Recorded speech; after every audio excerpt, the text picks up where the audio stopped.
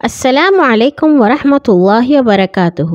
ہنستے مسکراتے پیارے پیارے بہت ہی اچھے بہادر نیک فرما بردار چھوٹے اور بڑے ساتھیوں، کہانی گھر میں خوش آمدید۔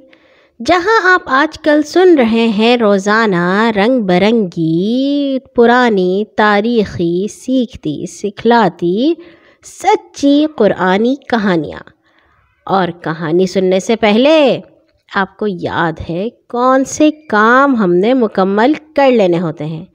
آتے ہیں آج کی کہانی کی طرف۔ کل ہم سن رہے تھے کہانی بنی اسرائیل کے آخری پیغمبر، اور سنا تھا کہ عمران کی اچھی پیاری سی نیک سی بیٹی مریم حضرت زکریا کے پاس رہ رہی تھیں، جہاں پہ ان کو روزانہ مزیدار کھانے اور پھل ملا کرتے تھے۔ اور پھر ایک فرشتہ آیا تھا جس نے کہا تھا کہ اللہ تعالیٰ آپ کو ایک پیارا سا بیٹا دیں گے۔ فرشتے کے جانے کے کچھ عرصے بعد اللہ تعالیٰ نے بی بی مریم کو کہا کہ بیت المقدس سے 5 میل کے فاصلے پر ایک کھجور کا درخت ہے، آپ وہاں چلی جائیں۔ حضرت مریم وہاں گئیں تو اللہ تعالیٰ نے ان کو ایک بیٹا دیا۔ یہ حضرت عیسیٰ تھے۔ بی بی مریم علیہ السلام یہ خیال کر کے بہت ہی غمگین اور اداس ہوئی کہ ان کا تو کوئی باپ ہی نہیں ہے، اور لوگ کیا کہیں گے، اور یہ چھوٹا سا بچہ ہے اور اسے کوئی ابا جان ہی نہیں ہے۔ اتنے میں ایک فرشتے کی آواز آئی، اور فرشتے نے کہا، اے مریم غمگین نہ ہو، اللہ نے آپ کے پاس پانی کا ایک چشمہ جاری کر دیا ہے، اور جس کھجور کے درخت کے نیچے آپ بیٹھی ہیں اس کی کھجوریں پکی ہوئی ہیں، اس کا تنا پکڑ کر ہلائیے تو کھجوریں جھڑ جائیں گی۔ میٹھی میٹھی کھجوریں کھائیے، چشمے کا پانی پیجیے، اور بچے کو دیکھ دیکھ کر خوش ہوئیے۔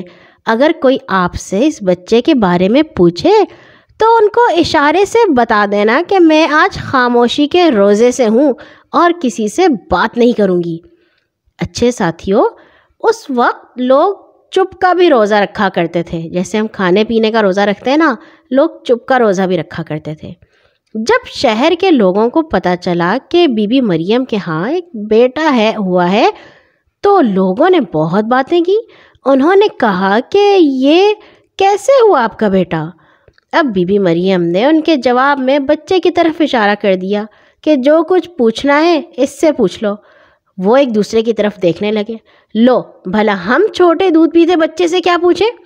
وہ یہ سوچ ہی رہے تھے کہ وہ پیارا سا چھوٹا سا بچہ جس کا نام عیسیٰ تھا فوراً بول اٹھا، میں اللہ کا بندہ ہوں، اس نے مجھے کتاب دی ہے اور نبی بنایا ہے، اور میں جہاں بھی ہوں مجھے برکت والا کیا ہے۔ جب تک میں زندہ ہوں مجھ کو نماز پڑھنے اور زکوٰۃ دینے کا حکم دیا ہے۔ دودھ پیتے بچے کو اس طرح کی باتیں کرتے دیکھ کر وہ بہت حیران ہوئے اور واپس چلے گئے۔ اس واقعے کے کچھ عرصے بعد حضرت مریم علیہ السلام اپنے بچے کو ساتھ لے کر مصر چلی گئیں، کیونکہ فلسطین کے جو حکمران تھے ان سے بچے کی جان کو خطرہ تھا۔ جب یہ حاکم مر گیا اور خطرہ ٹل گیا تو پھر وہ واپس فلسطین چلی آئیں۔ حضرت عیسیٰ علیہ السلام کی پیدائش کے وقت بنی اسرائیل میں بہت زیادہ خرابیاں آ چکی تھیں۔ ان کا مذہب بھی خراب ہو چکا تھا اور اخلاق بھی خراب ہو چکے تھے۔ نہ وہ اللہ تعالیٰ کی بات مانتے تھے اور نہ ہی وہ کوئی اچھے کام کیا کرتے تھے، اور بہت ہی گناہ میں مبتلا تھے۔ جب حضرت عیسیٰ علیہ السلام جوان ہوئے تو انہوں نے اعلان کیا کہ اے بنی اسرائیل، میں تمہارے پاس اللہ کا رسول بن کر آیا ہوں، تم اللہ ہی کی عبادت کرو جو میرا پالنے والا بھی ہے اور تمہارا بھی۔ جو شخص اللہ کے ساتھ کسی کو شریک کرے گا، کسی اور کی عبادت کرے گا، اللہ اس پر جنت حرام کر دے گا، وہ جنت میں نہیں جا سکے گا۔ پھر وہ بنی اسرائیل کو بڑی نرمی اور پیار کے ساتھ نیکی اور سچائی کی تعلیم دینے لگے۔ وہ لوگوں کے سامنے اتنے اچھے طریقے سے بات کرتے کہ انہیں سننے کے لیے ڈھیروں آدمی جمع ہو جاتے۔ ایک دفعہ انہوں نے لوگوں کو جمع کیا اور ایک پہاڑی پر کھڑے ہو کر تقریر کی۔ انہوں نے کہا، کیا اچھے ہیں وہ لوگ جو دل کے نرم ہیں، کیونکہ وہ زمین کے وارث ہوں گے۔ کیا اچھے ہیں وہ لوگ جو رحم دل ہیں کیونکہ ان پر رحم کیا جائے گا۔ کیا اچھے ہیں وہ لوگ جو سچائی کے بھوکے ہیں کیونکہ وہ خوش ہوں گے۔ کیا اچھے ہیں وہ لوگ جو سچ بولنے کی وجہ سے ستائے گئے ہیں کیونکہ وہ اللہ کے قریب جگہ پائیں گے۔ اور کیا ہی اچھے ہیں وہ لوگ جو صلح کراتے ہیں، وہ خدا کے پیارے کہلائیں گے۔ کیا اچھے ہیں وہ لوگ جو غمگین ہیں کیونکہ وہ اللہ کی طرف سے تسلی پائیں گے۔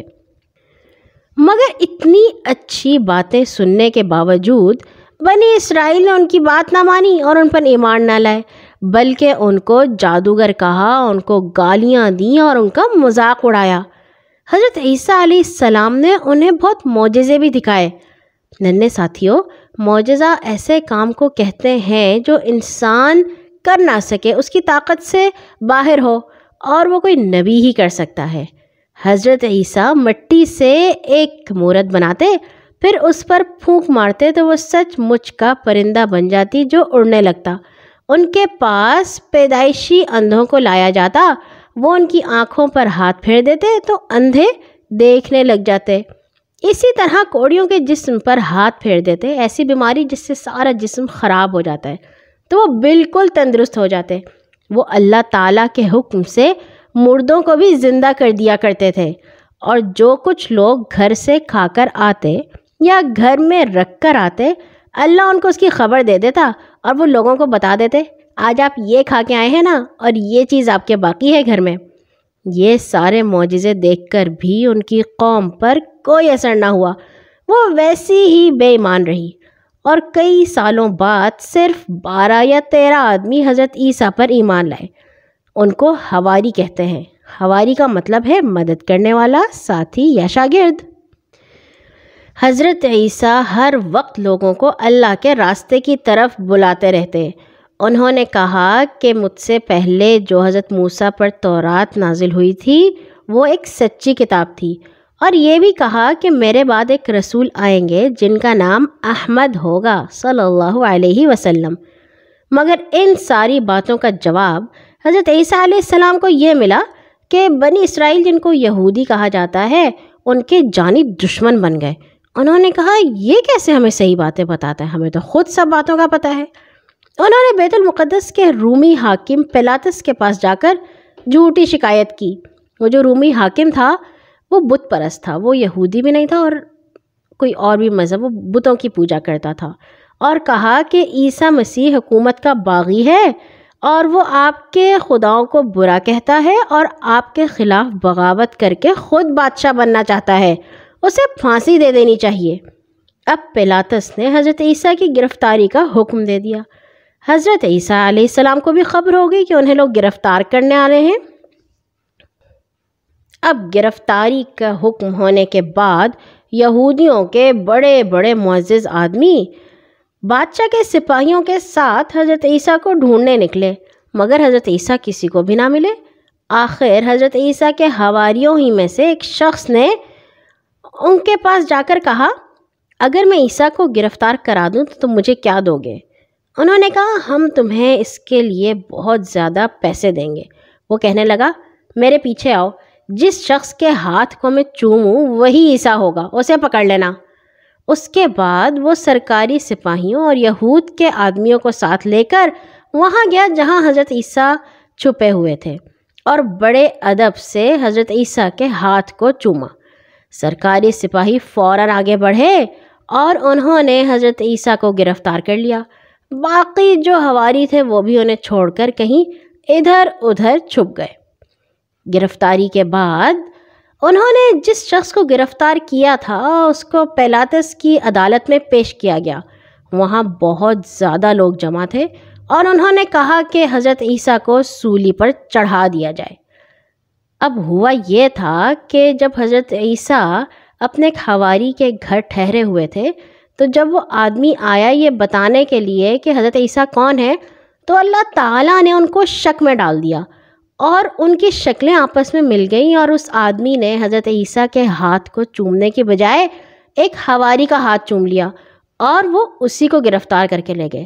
حضرت عیسیٰ کو تو اللہ تعالیٰ نے بچا لیا اور انہیں آسمان کی طرف اٹھا لیا، اور وہ شخص جس کو انہوں نے عیسیٰ سمجھا تھا اسے سولی پر چڑھا دیا۔ سورہ آل عمران میں اللہ تعالیٰ نے کہا ہے کہ انہوں نے نہ اسے قتل کیا اور نہ اسے سولی پر چڑھایا، بلکہ اس معاملے میں ان کو شک میں ڈال دیا گیا۔ انہیں پتہ ہی نہیں چلا کہ اصلی عیسیٰ کون ہے اور کہاں ہے۔ حضرت عیسیٰ کو تو اللہ تعالیٰ نے زندہ ہی آسمان کی طرف اٹھا لیا تھا جہاں وہ آج تک موجود ہیں، اور قیامت سے پہلے کسی وقت وہ واپس زمین پر اتریں گے اور اللہ تعالیٰ کا حکم نافذ کریں گے۔ اچھے ساتھیو، حضرت عیسیٰ علیہ السلام نے ہمیشہ لوگوں کو یہ کہا کہ میں اللہ کا بندہ اور رسول ہوں، میرا اور تمہارا رب وہی ہے جس نے سب کو پیدا کیا۔ مگر ان کے 300 سال کے بعد عیسائیوں نے انہیں خدا کا بیٹا کہنا شروع کر دیا، اور آج بھی کروڑوں عیسائی ان کو خدا کا بیٹا مانتے ہیں۔ مگر اللہ تعالیٰ نے قرآن میں کہا ہے کہ اللہ تعالیٰ کا تو نہ کوئی بیٹا ہے، نہ ماں باپ ہیں، نہ بیوی ہے، اور نہ ہی کوئی اور اولاد ہے، اور حضرت عیسیٰ تو بہت ہی شان والے نبی ہیں جن کو اللہ تعالیٰ نے بچایا اور آسمان کی طرف اٹھا لیا۔ حضرت عیسیٰ پر جو کتاب نازل ہوئی اس کا نام انجیل تھا، اور مگر وہ کتاب اب ہمارے پاس موجود نہیں ہے۔ جو لوگ حضرت عیسیٰ کو اللہ تعالیٰ کا بیٹا کہتے ہیں انہوں نے اس کتاب کو بہت زیادہ تبدیل کر دیا۔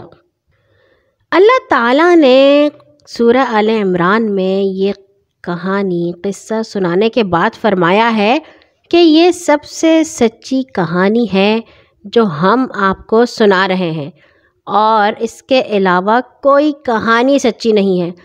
جو اس پر یقین نہیں کرے گا اس کو اللہ تعالیٰ پوچھے گا اور اس سے بہت ناراض ہوگا۔